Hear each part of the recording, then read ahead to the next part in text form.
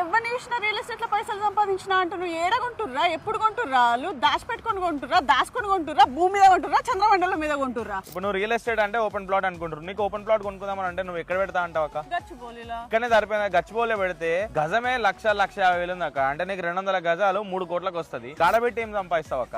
మంచిగా 20-30 లక్షలలో ఒక 200 గజాల బిట్ వచ్చేటట్టు చూసుకుంటే ఒక 5 సంవత్సరాలు లేదా ₹1 కోటి అవుతుంది. అట్లా రియల్ ఎస్టేట్ లో పైసలు సంపాదించి నువ్వు కూడా ఇంకొని చెప్తావు సంపాదించిన అని చెప్పి.